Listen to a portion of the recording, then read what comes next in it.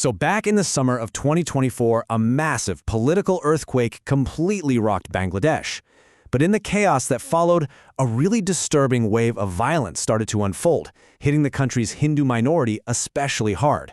Today we're going to break down what happened, the wildly different stories that emerged, and how the world reacted to a nation in crisis.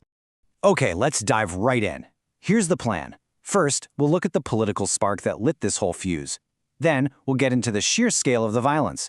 After that, we're going to zoom in on one tragic case that tells a much bigger story, try to unravel the information war that swirled around it, and finally, look at the fallout both at home and around the globe.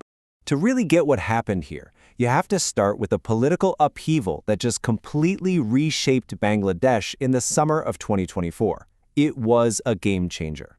And this change happened incredibly fast.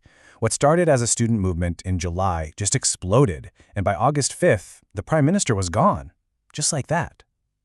This created this huge power vacuum, and in that kind of chaos, with law and order breaking down, minority communities became tragically vulnerable.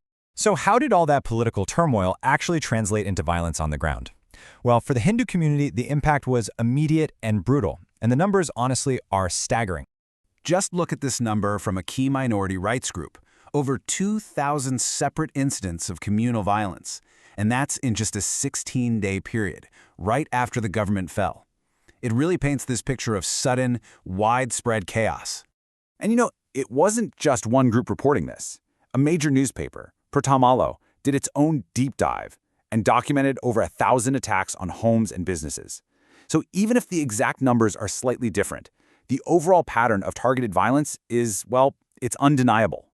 The violence also went after sacred places. The desecration of 152 temples tells you this wasn't just random looting. These attacks were also targeting the community's cultural and religious heart. But here's where things get really murky. When you look at the most severe outcome of all, the death toll, the numbers are all over the place. Different groups, both in Bangladesh and outside, are reporting different figures. The highest claim is flat out refuted by the local police. It just goes to show how incredibly hard it is to get a clear, undisputed picture of what was really happening on the ground. Statistics can feel pretty abstract. To really understand the human cost of all this, let's zoom in on one absolutely devastating incident that grabbed the world's attention and became a symbol for this entire wave of violence. This was the flashpoint, the story of Dipu Das, a young factory worker who is the only one providing for his family, suddenly put a human face on the statistics. It showed the world the horrific, personal cost of this chaos. And this, right here, is the critical twist in the story. The entire justification for this horrific public killing was an accusation of blasphemy. But when officials actually investigated, they found zero evidence to back that up. The real trigger, they found, was a simple dispute at work. A baseless rumor literally led to a man's death. The verified details of what happened they're absolutely horrifying. He wasn't just killed.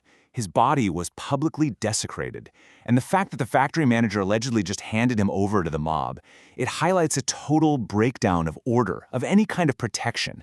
It was so shocking it forced the new government to act, condemning it and making arrests.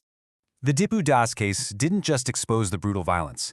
It also kicked off this fierce battle over the truth itself, a battle that was fueled by viral misinformation and completely different ways of telling the story. And here is a perfect example of how the online space became a weapon. An old video, totally unrelated, gets dug up and repurposed to push this explosive narrative about the police being involved. It spread like wildfire online before anyone could even stop to fact-check it. The way the story was covered by international media also came under heavy fire. In this quote, the outlet Ope India is hammering the New York Times, basically arguing that their framing was deliberately watering down the specific communal nature of the attack on a Hindu man. And here's the exact phrase from the New York Times that sparked all that criticism. You can see the totally different perspectives, right?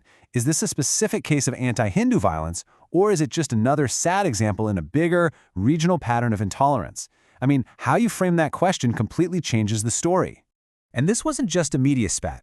Other investigative groups like Netra News were also digging in and saying, hey, wait a minute. They suggested that some of these killings were more complex. Maybe they were about political payback or just straight-up criminal activity, not only religion. It really shows that the truth on the ground was, and still is, incredibly murky. Okay, so all of these events and the conflicting stories about them, they obviously triggered some powerful reactions, both inside Bangladesh and all around the world.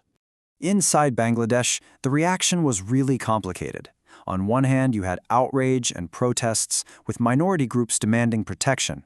But at the same time, you had these really inspiring stories of solidarity, Muslims and students physically standing guard to protect temples. And then you have the new interim government officially downplaying the whole thing, calling the reports exaggerated and political, even as those same minority groups were still counting thousands of attacks. On the world stage, though, the response was swift and pretty much unified. Major governments, India, the US, the UK, they all voiced strong condemnation. Global bodies like the United Nations called for calm and demanded that minorities be protected. It put the new government under a huge global microscope.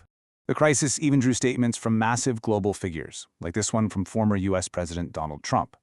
This kind of attention from top political leaders just goes to show how seriously the international community was taking the breakdown of security in Bangladesh.